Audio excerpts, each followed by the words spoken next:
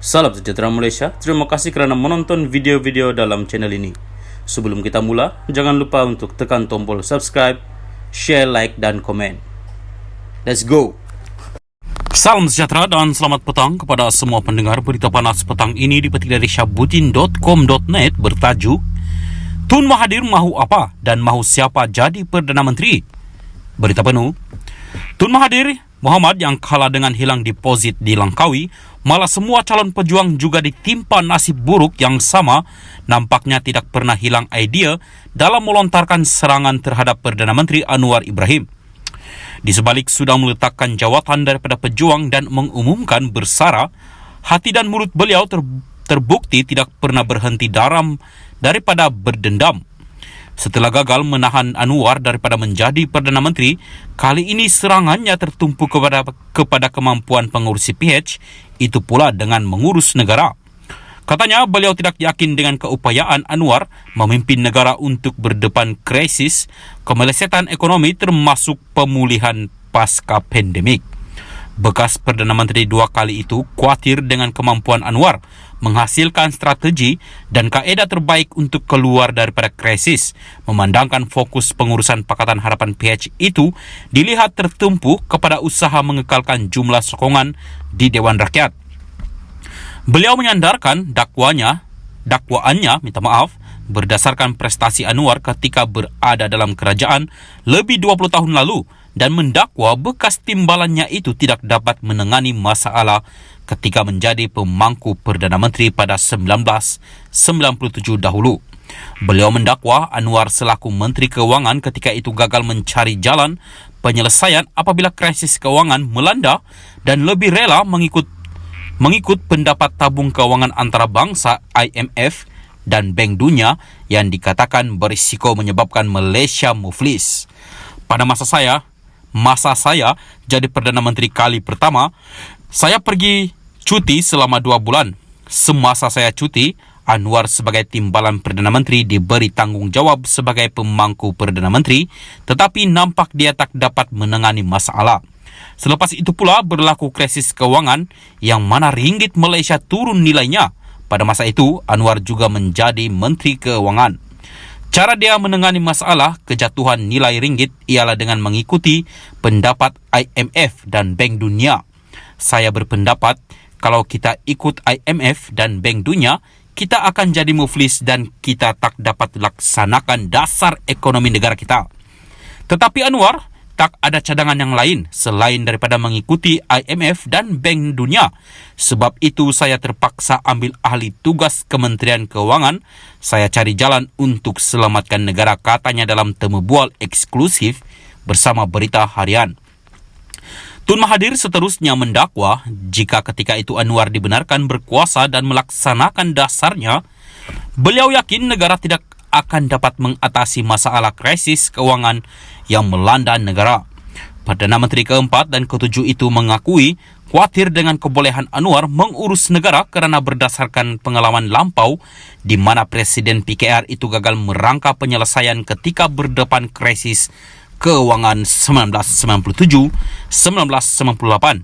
Apatah lagi kini berdepan lebih banyak masalah rumit. Ketika itu, nampak dia tidak dapat cipta satu cara untuk mengatasi krisis. Sama ada di masa hadapan, dia boleh cipta cara menangani masalah negara. Belum kita dapat tentukan. Tetapi berdasarkan pengalaman semasa dia jadi TPM dan menunjukkan kebolehannya, saya khawatir sekarang ini negara menghadapi banyak masalah seperti kesan pandemik, ekonomi merosot teruk, keadaan politik tidak stabil, katanya lagi.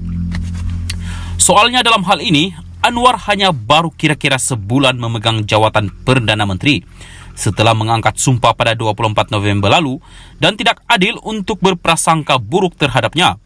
Tidak bolehkah Tun Mahathir memberi sedikit masa kepada Anwar untuk menjalankan tanggungjawab dan membuktikan kebolehannya? Kenapa begitu cepat berprasangka jahat dan berdasarkan situasi yang lebih 24 tahun telah berlalu? Lagi pula, dalam keadaan sekarang, siapa lagi yang lebih baik daripada Anwar untuk menjadi Perdana Menteri? Adakah Tun Mahathir mahukan Mahyadin MD Yassin dan Ismail Sabri Yaakob dilantik semula dan berasakan mereka lebih berkemampuan daripada Anwar?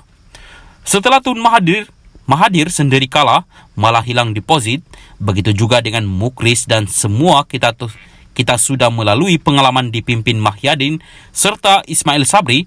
Bukankah hanya tinggal Anwar pilihan terbaik yang ada pada ketika ini?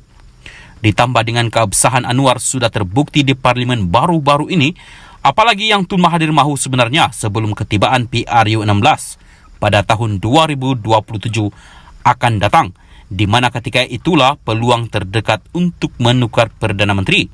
Syabuddin Hussein, 25 hari bulan 12, 2022. Salam sejahtera dan selamat petang kepada semua pendengar. Salam perpaduan. Berita terkini dipetik dari Sinar Harian bertajuk Khairi umum jadi ahli UMNO bahagian Sungai Buloh. Berita penuh. Bekas Ketua Pemuda UMNO, Khairi Jamaluddin Abu Bakar mengumumkan bahawa beliau kini sudah menjadi ahli UMNO bagi bahagian Sungai Buloh, iaitu kawasan yang ditandinginya pada pilihan raya umum ke-15. Khairi yang merupakan timbalan Ketua UMNO bahagian Rembau itu memaklumkan mengenai perkara tersebut dalam satu video pendek di akaun TikTok BN Sungai Buloh pada Ahad ketika satu majlis di pusat daerah mengundi PDM Saujana Utama Sungai Buloh. Beliau yang juga bekas Menteri Kesehatan itu berkata, keputusan berpindah itu diambil kerana mahu menyelesaikan urusan yang tertangguh dan menjadikan kawasan itu sebagai kubu kuat BN. Saya tidak suka tinggalkan sesuatu yang tidak sampai kesudahannya, sebab saya memang yang macam itulah, agak perfectionist sikit. Kalau dah kalah itu mesti buat sampai menang. Saya tidak suka tinggalkan begitu sahaja dan saya rasa tidak adil kepada tuan-tuan dan puan-puan. Saya datang ke sini sebagai calon bidaan, terjun berprofil tinggi.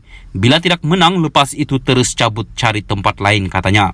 Pada PRU lalu, Khairi yang memperoleh 48,250 undi dalam perebutan kerusi Parlimen Sungai Buloh tewas dengan perbezaan majoriti tipis hanya 2,693 undi di tangan calon Pakatan Harapan PH Datuk R. Ramadan PKR yang meraih 50,943 undi.